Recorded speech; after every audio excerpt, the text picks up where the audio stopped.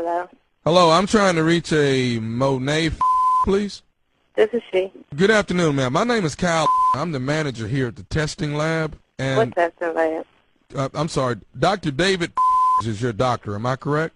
Correct. Right. You came in and did an annual checkup a couple of weeks ago. Sure did. All right. Now, I know it's a little abnormal for the testing manager from the lab to give you a call, but there's some. Wait a minute. You're from the lab? Yes, I'm from the lab, man. I'm giving you a call. Once again, my name is Kyle. But you're not calling from his office. You're calling from the lab. Correct.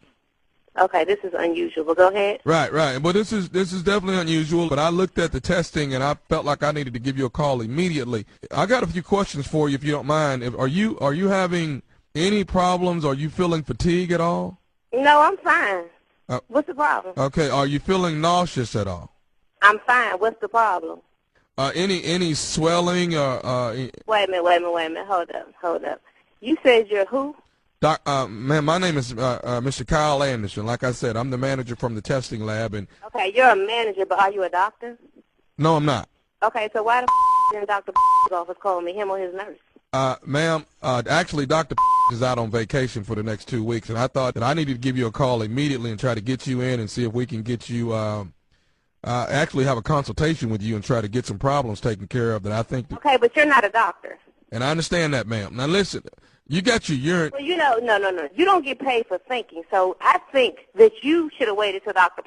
got back from vacation, or his nurse should have made this call, not you from the lab, a manager who thinks that they should give me a call because they see my results. And I understand that, ma'am, but I felt like you were in jeopardy. I don't give a how you felt. You should have called Dr. nurse. Ma'am. Not you calling me. You don't call his patients. Okay. Are you a critic, ma'am? Am I what? A critic. I mean, I'm trying to help you is what I'm trying to do. You ain't trying to do Okay. Only person that can help me is Dr. You do your job by transferring them damn lab work to his office. Okay. That's what you do. Okay. Well, you don't call me directly. Well, let's cut to the chase, Miss Monet. Well, what's the problem? What's the problem? Since you feel the need to know what's on my this what's the problem? Okay. You know what? You already have a few problems. I don't want you to also have a high blood pressure along with it. So just calm down. I want to try and get you through the problem. I'm calm. All right. Now, when was your last sexual encounter, ma'am? Last night. Why? Okay. Yeah, that's what I thought. Why? Are you? Is this a monogamous relationship?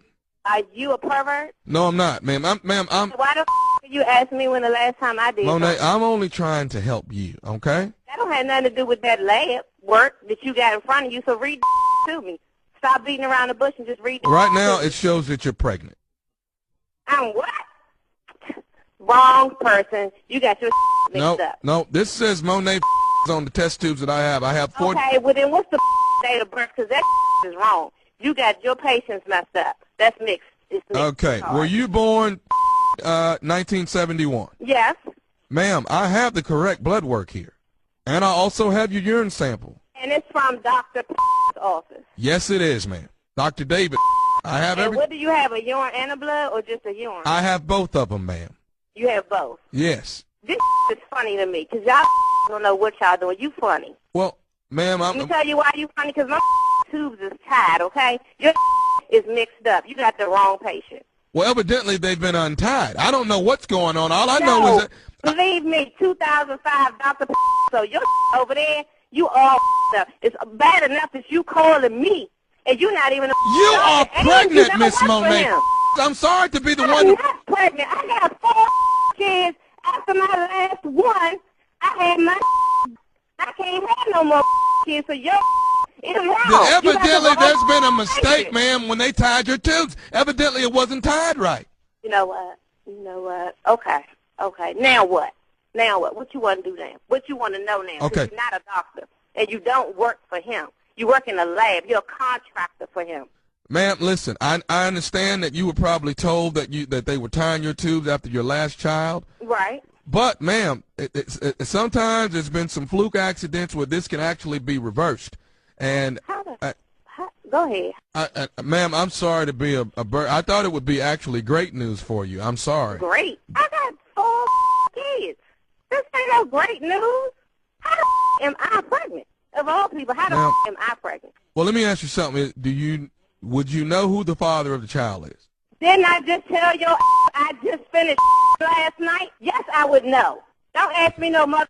Who the are you asking me personal questions like this? You better get a grip. You got the wrong one. Matter of fact, I don't have nothing else to say to you. Is he the father of your other 4 children? That ain't none of your business. Why are you so concerned? Well, I mean, I'm sorry. You need to have Dr. office call me. His nurse, that's who need to be calling me. She needs to be calling me ASAP. Okay, well, now, after checking your I urine, I want a couple more questions here. I don't want to hear else from you. Ma'am, listen, I think that you might want to listen to what I'm saying. I need to talk to Dr. office now. That's who I need to be talking to you, not no lab manager. Because right now you can't do for me, but doing what you doing, getting up in my business. That's all the all right? Ma'am, one more thing. What? Has your navel been growing out? Has my what? Your navel. Oh, you know I'm tripping. Get the off my phone, okay? Okay, but I have one more thing I need to say. What else do you have to say, you nosy? What else? This is Nephew Tommy from the Steve Harvey Morning Show. This is who?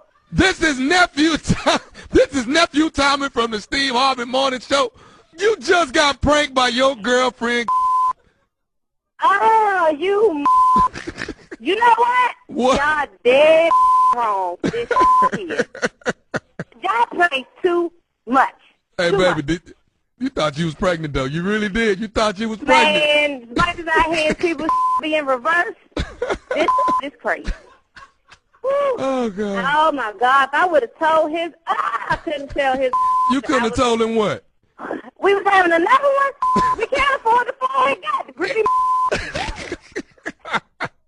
Hey, let me ask you something, baby. One more thing.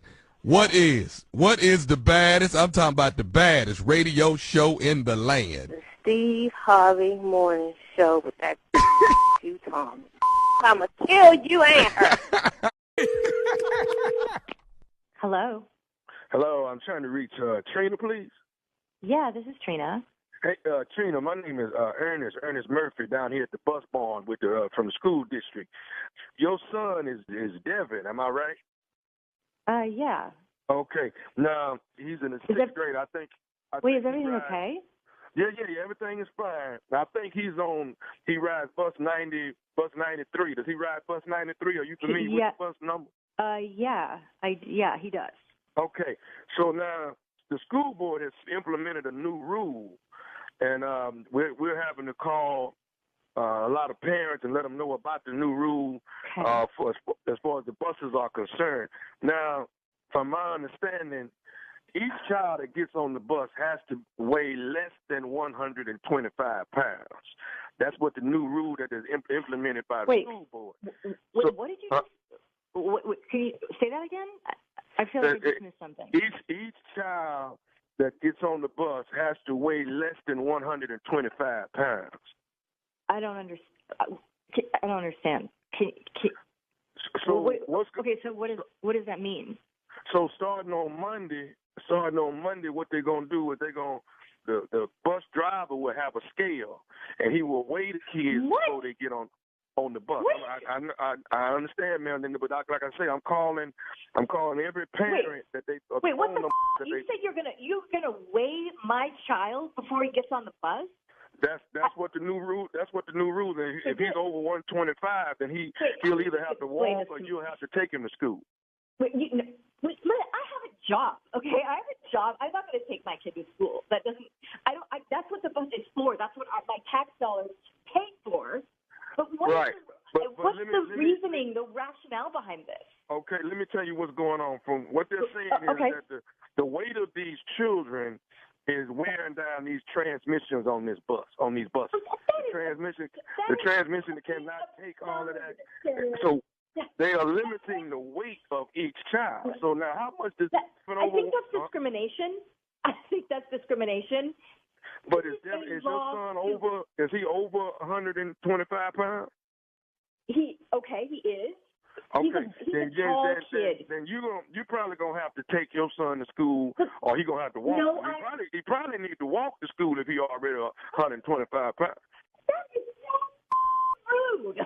What the absolute are you talking about? Like, seriously? Ma'am, all I'm saying is if your son is overweight, 125, maybe the exercise are doing good, but like I say, the school board is not going to allow him on the bus. Sir, I will not accept this. Who do I need to call? Is there a manager? Is there a city council member? I mean, this is seriously the most up discriminatory practice I've ever heard of. It doesn't even make sense.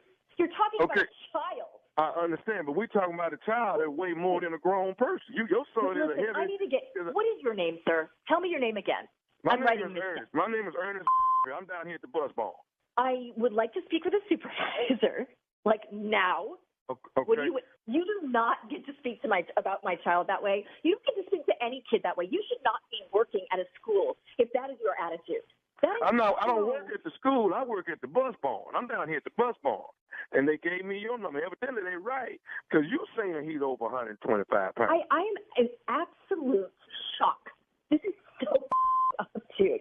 Like, okay. I don't even know. So do you have a fat child? I mean, do you have, I'm sorry, do you have a big child? Listen, what my child looks like, how much he weighs is none of your business. I'm going to call the school. They shouldn't be working with your company if this is the way that you treat people. And you talk about children this way? Like, what the is the matter with you? I guess what they're doing is this is the way of them approaching obesity. Let right? kids Yeah. Walk to school. Whoever over 125, let them walk. They might walk it off. Your son might. Listen. That is the most ridiculous thing I've ever heard. Okay, I have to work. My son is getting on that bus, and I'm going to call the school board and should not be working with you. Maybe another bus company. I don't know, but I'm calling the city. I will call whoever the I need to call, but you need to give me a supervisor's name right now. Right now. Do you think you need to start cooking different so Devin don't have, maybe it starts at home with what you feed him? You. Everybody you know, I am calling your supervisor. I'm calling the city. I'm calling the school. I am going to get you so fired. Like, I can't even believe that you're allowed to make this call. Like, are other parents okay with this? I'm calling. When you're on your way to work in the morning, Trina, do you listen to the Steve Harvey Morning Show? Oh, my God. Yes, I do. Trina, this is Nephew Tommy from the Steve Harvey Morning Show, baby. Yes. Nephew Tommy. Your cousin Vicky got me to prank phone call you, baby. Oh, my God. I'm going to kill her. Yeah. God. I mean, I was like, oh, my God. I love Steve Harvey. I love you. I was about to have a heart attack. Thank God. You got to tell me this, baby. Trina, what is the baddest, and I mean the baddest radio show in the land? Steve Harvey.